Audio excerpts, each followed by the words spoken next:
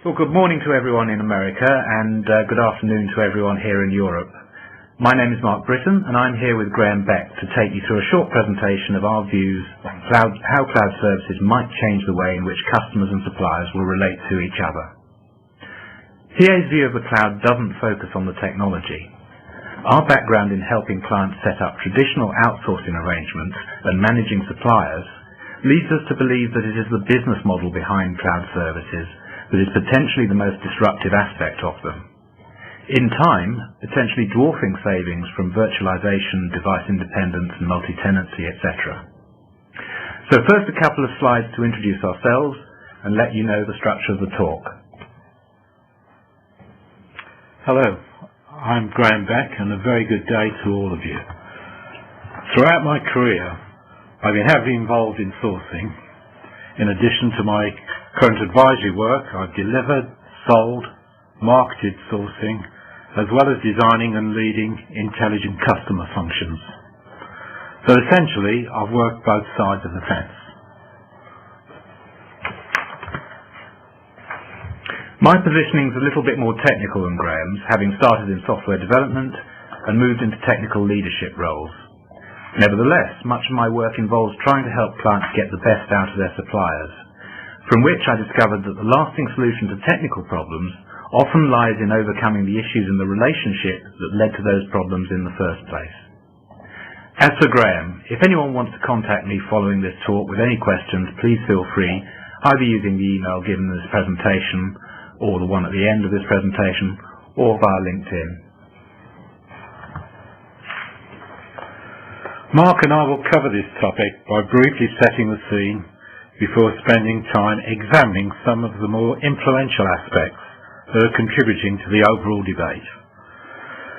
As with most discussions about cloud computing, it is much about sorting out the wheat from the chaff in trying to determine a useful interpretation. Many of the detailed points will emerge throughout our talk, but we've also taken time to draw out some conclusions before opening the session up to respond to your questions at the back of the talk. As usual, please use the Q&A box to submit your questions and comments.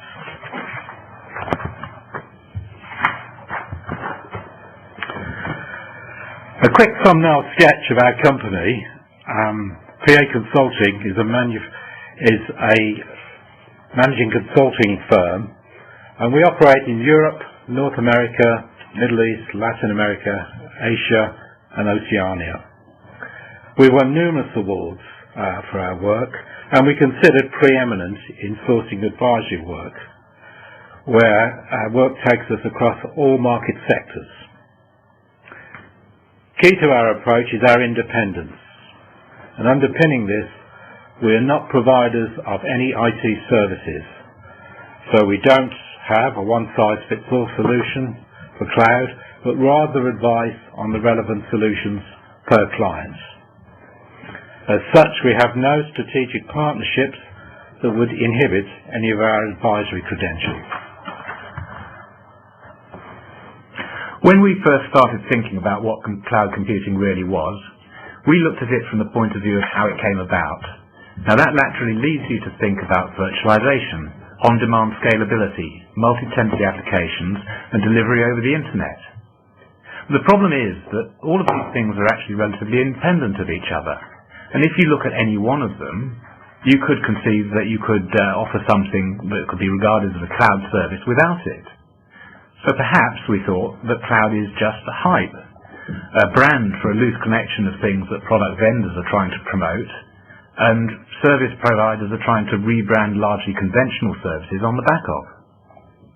But then we started to think about why people were getting excited about cloud, and saw you could do things which were simply not possible before.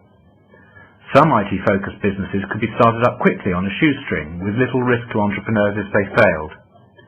In my time giving advice on systems architecture, I've seen companies spend millions on building systems based on architectures defined on paper, but not proven through any form of scalability or performance test because it was too expensive to provide a full-scale test environment early in the project.